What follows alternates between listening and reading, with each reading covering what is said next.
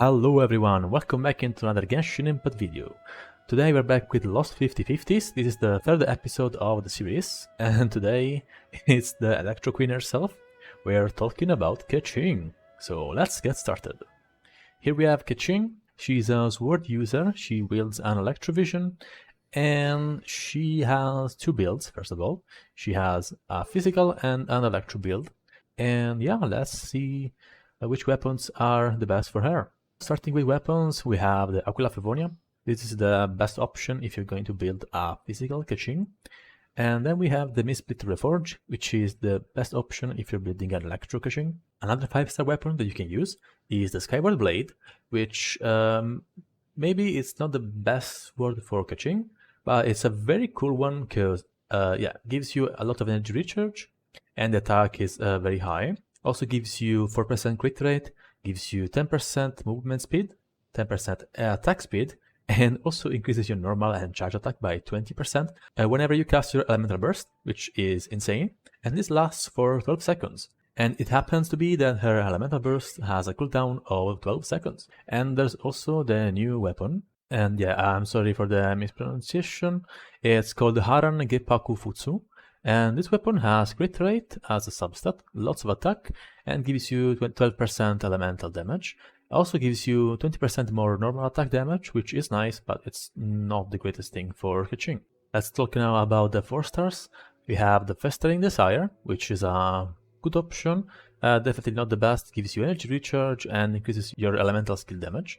It's fine, it's nothing great, so I wouldn't suggest this too much for Keqing specifically. Then we have the Battle Pass option, which is the Black Sword, gives you crit rate and increases your normal and charge attack damage, which is very nice as a normal base attack of 510, and also regenerates some HP once in a while whenever you crit, which also helps keeping Keqing alive. Then we have the Flute, which is a good stat stick since it has tons and tons of attack, and the effect basically gives you this AoE around you that will deal damage to the enemies. It lasts up to 30 seconds, which is considerable since you're going to stay with Keqing on the field for a long time. Then we have the Prototype Rancor, which is basically the Aquila Fevonia but as a 4-star. So it has less attack, but it's still very high. Has physical damage and increases your attack by 5% for 6 seconds, up to 4 stacks of this buff, so up to 20%, and also increases your defense. Then we have the Lion's Roar, which is another good option if you're building Electro Keqing, so it's just a lot of attack and also increases the damage against enemies affected by Pyro or Electro. It's not super reliable though, because some enemies cannot be affected by either Pyro or Electro all the time. And then we have another weapon that I do not own, which is the Blackcliff Sword. That's another good option since it has crit damage as a substat and gives you 12% attack whenever you kill an enemy, and that stacks up to 3 times, so it's just a lot of attack that you can get, and it lasts around 30 seconds, so it's a very good sword if you're using it in the overworld or in some abyss chambers. It's not the best against bosses. So now I have a look at the artifacts, and for now I have equipped the Pale Flame and Bloodstained for a physical Keqing. Gives you basically 50% more physical damage using 2-piece Pale Flame and 2-piece Bloodstain. Another thing you can do is using 4-piece Bloodstain, and this will allow you to do basically infinite charge attacks for 10 seconds, since the stamina costs will be reduced to 0 whenever you kill an enemy. And also increase the charge attack damage by 50%, which is really sweet. Other artifacts that you can use are the Echoes of an Offering.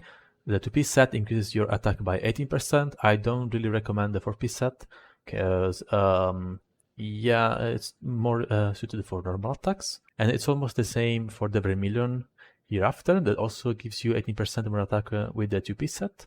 Probably the best option though is having a 4-piece set Shimenawa. You can still use the 2-piece that gives 18% attack, but the 4-piece will give you basically 50% more normal charge attack and plunge attack damage whenever you use your elemental skill, and that consumes your elemental burst energy, but since her elemental burst only costs 40, it's super easy for her to build it up again. And yeah, it's a very good artifact set for Keqing. And lastly, we have the Thundering Fury. It will give you 50% more electro damage, as well as increasing your reactions damage by 40% and reducing your elemental skill cooldown by 1 second. which is not needed on Keqing because her cooldown is already very low, but it definitely helps. I won't be focusing too much on constellations, so yeah, I will just be skipping constellations as always. Let's now have a look at her talents, starting with her normal attacks. Her normal attacks performs of 5 rapid strikes, and the fourth one will deal 2 instances of damage and also will give you a little bit of iframes, so you can basically dodge whenever you are in your fourth attack, which is nice. And then we have her charge attacks, which are the main source of her damage. Basically, if you're using Keqing, you know that her charge attacks are just amazing. They deal a ton of damage, they hit twice, and they cost a little bit more than any other sword user, because, for example, Kazuha here has a charge attack cost of 20, while Keqing has a charge attack cost of 25, so yeah, it just costs a little bit more. And that's annoying because spamming charge attacks and having to dodge enemies is really hard. Let's now have a look at her elemental skill. It's a very cool elemental skill that will allow you to do multiple things, and it basically is a stiletto that you throw at the nearest enemy if you just tap the skill, or in front of you. Or you can hold the skill button, and that allows you to look around and put the stiletto wherever you want, even in the air. And tapping again the skill button, you're going to teleport to the stiletto's location, and you can perform a plunge attack, or you can teleport around. Another thing you can do with the stiletto though is throwing it on the ground and using a charge attack to detonate it, like that. And that allows Keqing to be physical, because you don't have to infuse yourself with Electro to deal damage with your E. And finally, we have her Elemental Burst, which is a very cool ability that you can spam super easily because the cooldown is only 12 seconds and the energy cost is only 40. And this will deal damage when you cast the ability. During the animation, will attack 8 times, dealing, for me, at level 8, 30.4% damage. And lastly, whenever the animation ends, it will deal this big AoE lightning strike that deals 302% of your attack as damage. Let's now have a look at the passive talents. We have Thundering Penance.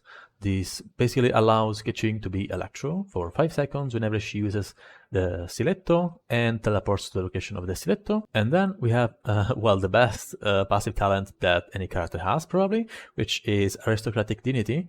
This gives Keqing 50% more crit rate and 15% more energy recharge after she casts her burst. And this lasts for 8 seconds. And her signature passive talent is basically whenever you dispatch her on an expedition in Liyue, the time consumed is reduced by 25%, so it helps to get those rewards a little bit quicker. Okay, now that we know how Keqing works, let's build some teams around physical Keqing first, and I'll show Electro Keqing later. So yeah, this is one of the teams that I want to showcase, since it basically gives you a ton of buffs and increases your physical damage and strips physical resistance from enemies. That's because having Zhongli's shield will reduce enemies' resistances by 20%, and that works either for elemental or physical resistances. Then we have Xinyan, which will give us 15% more physical damage whenever we are protected by her shield. And if you have Constellation 4 on Xinyan, that means that you have another 15% physical resistance shred for 12 seconds whenever your shield deals damage to opponents, so that's just another great increase in physical damage. And we also have Bennett here that will allow us to have Pyro Resonance, and that's another 25% attack. Plus we are using him with the Noblesse set, and that means that we also get another 20% attack for 12 seconds whenever we use his burst. And of course his insane buffs from his ultimate, which is nice. So yeah, let's have a look at this team. Wakey, big dragon. It's time to suffer again. Alright, so I have my shield. I'm going to use my burst on Xinyan, and now start dealing damage with Keqing. And yes, that's damage. Also remember that this enemy has a lot of physical resistance, so I could be dealing even more damage, which is, you know, very nice. And there we go, starting to deal damage again. Trying not to be pushed out of the ultimate. Refreshing Zhongli's shield. And I think I'm going to kill him with my burst actually here, because he's super low. There we go, goodbye. Yes, this is physical Keqing. She has really high damage potentials, and I wasn't even using superconduct. Let's now test her damage in Abyss floor 12, and I'm going to test it against these enemies in Chamber 1 first half, since they are actually weaker to physical damage, and that's just better for physical Keqing. And my team is going to use superconduct this time, and for that I'll be using Rosaria as my cryo applier, Venti to group up the enemies, and Diona to give me that sweet healing, as well as her shield, which is actually very useful for Keqing, since it reduces stamina consumption, and she really is stamina hungry, so this will help a lot. And as always, I'm going to pick the card that doesn't give me any attack buffs, so it's just more healing whenever I use an elemental burst. Yeah, let's have a look at this team.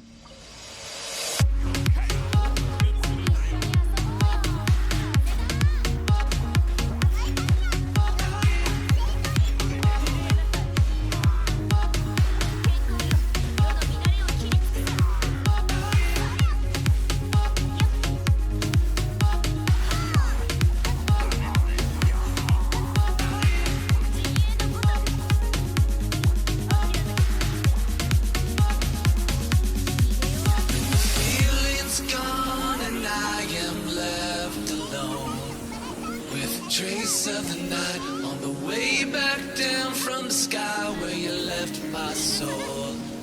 Can you help me fly? I can't resist, cause you have got a hold on me.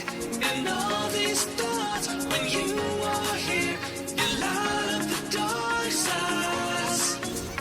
To live in the night shine, you take my life and life.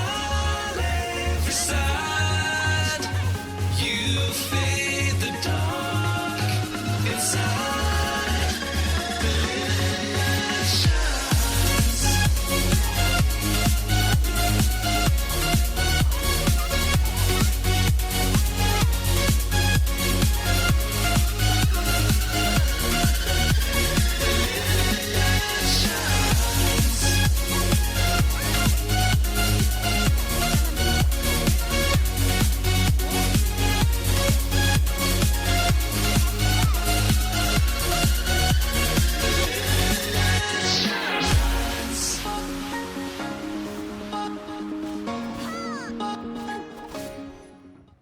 Alright, that was physical Keqing, and that's just my build, which is nothing crazy. And these are my stats, if you care. I have 63.3% crit rate, 164% crit damage, not a lot of energy recharge, but that's fine, and 149.6% physical damage, which is actually a lot. I'm using again the Aquila Pavonia, and my artifacts are Pale Flame and Bloodstained Chivalry. And the stats on my artifacts are this, if you care about that, nothing crazy. Let's swap now to the Electro build. And here we are with Electro Keqing. And my stats are a little bit different, nothing crazy, but they are definitely different.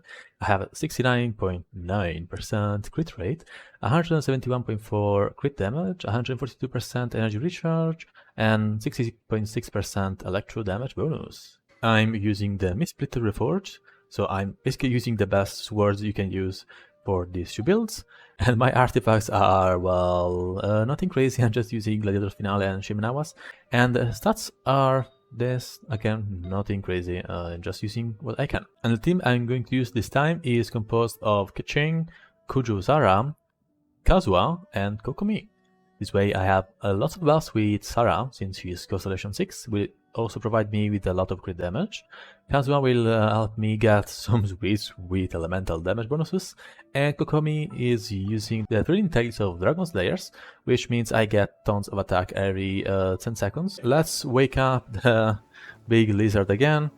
I am really sorry, but yeah, he's the only boss that can last a little bit, so yeah, let's wake him up. Come on, you're almost ready. Let's do this and swirl Electro. Also use my burst, get it on Keqing. Get the jellyfish down, use my burst again. Now I have all the buffs basically. I'm only missing my E. And yes, the damage with this sim Looks better, that's for sure. Let's get the buff again. That was 20,000 damage from my E, which also really nice. Let's get the buff again, let's swirl and use my burst. That should be enough to kill him, I hope. Almost. There we go.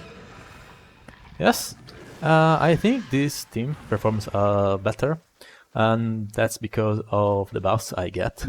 And the team is going to be almost the same. I'm only swapping Kazuha with Venti, and I'm going to use again Kokomi, same card, nothing different, only the build and the team. Okay, let's apply some Electro. Light it up, light it up, light it up. Light it up, light it up, light it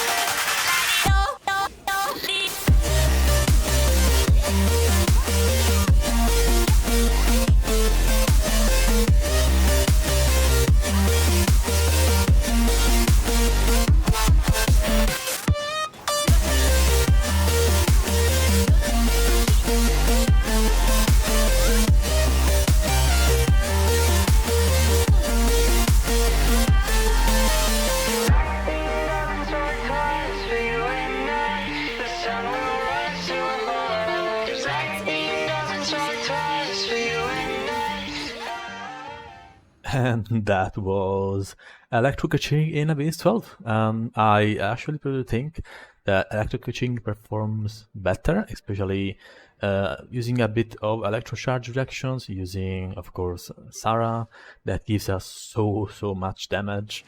Yeah, really good character. Of course, I'm using a 5-star weapon. You can definitely use, for example, the Black Sword. The Black Leaf Sword actually probably performs almost the same as this one, because yeah, that weapon also has a ton of crit damage. Well guys, that was Keqing, and I hope this video helped you enjoy your Lost 50/50 a little bit more. If you get a Keqing, don't worry, she really is a very fun one to play. Yeah, give her a try and you might be surprised. Anyway, have a great day and I will see you guys in the next video. Bye bye. With frost, cold night and the winter hot cold. Sorry that I fall away sometimes. Sorry that I fall away sometimes. Yeah, the end. Got to end it all on the weekend. Sorry that I feel that way sometimes. Sorry that I feel that way sometimes. Oh.